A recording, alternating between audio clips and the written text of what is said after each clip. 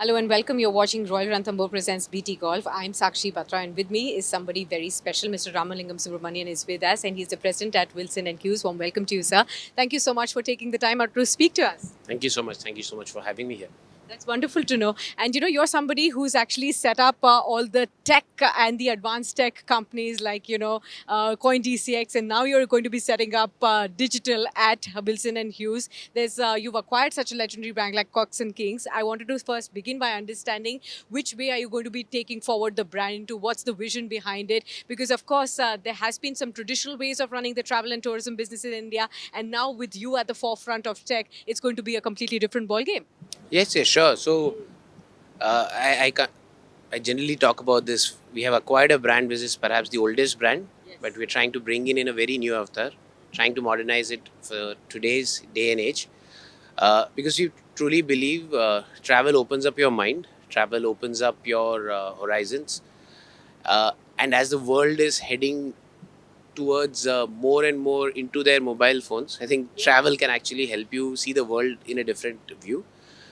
Yes, we want to ensure that we are having a digital first approach to it, ensuring technology is the driving force. Uh, but we do want to preserve and take the legacy forward that Cox and Kings was, like 260 to 70-year-old brand. That's what we are looking at. Okay, do tell us about the kind of digital phase that you're going to be bringing in here. What role does tech really play in the era such as now in the travel and the tourism space? Uh, so multiple places where tech can be useful. Let's think about the apps that you're using today, right?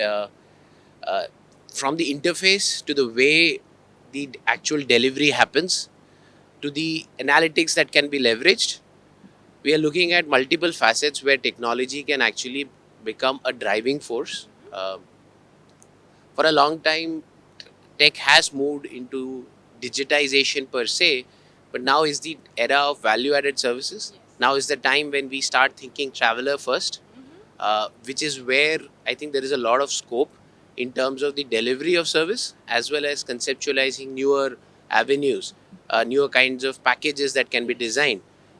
Even dynamic itinerary planning has been a cornerstone for many companies, but this is something that we are also looking at from a very fresh perspective. Absolutely, you're right over there, and you made that very important point because all the industries this after COVID have taken to digital first as a policy, and now travel industry, which is more younger industry when we compare to the other sectors of the economy, now that's also taking on to it. So what's next for this?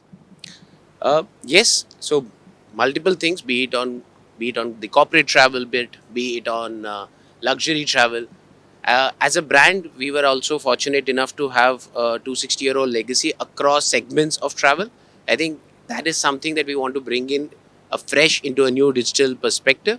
Um, as we move along, there will be very interesting introductions that we'll be making within the travel space, and the industry is doing amazingly well post COVID. We just want to ensure that we add a further boost through whatever small efforts that we bring in. Okay. Now, talk to us about the trends that we can expect. We are heading into 2025. How are things going to shape up? Outbound travel versus inbound travel. What is it that you're expecting? So outbound travel definitely is picking up. 2025, I think a lot of travel, be it short haul or long haul, is going to pick up. What is happening is the frequency of travel has also increased, right? So specifically in the young segments, the quote unquote millennials, they are traveling more often. They are traveling more short haul, and as the world becomes more visa free, I think it's actually helping us a lot in the next few years.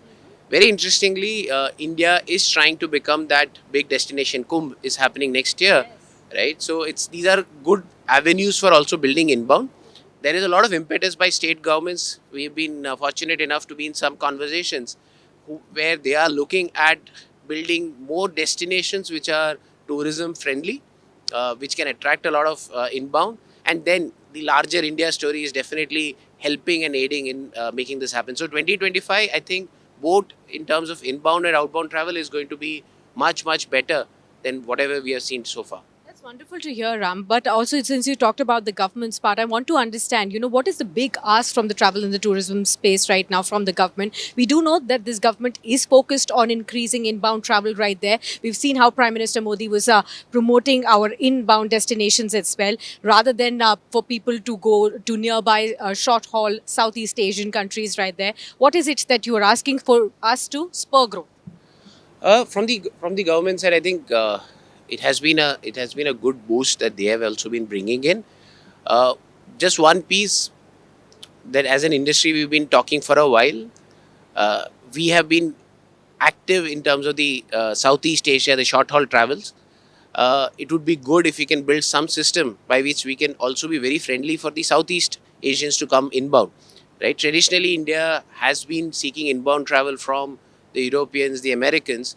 But I think this East Asian, the Southeast Asian group, that also will be a good significant addition because we are just 4 5 hours away from them. If we can come up with plans to boost that up, I think that's one piece that we can look forward to. Okay, all the very best, Ram, and thank you so much for speaking to us in this wonderful BT Golf. Thank you so much for having me. Thank you so much. With that, we wrap up, but do stay tuned. There's a lot more coming up on your screens. In the heart of the jungle roams the finest creature, and through the chaos of the sparkling city lights, I am reminded of the timeless valor of the majestic tiger. In life's wild journey, we have one shot to thrill. And when done flawlessly, we unwind and allow our spirits to rejuvenate. Royal Ranthambore, India's finest, yet.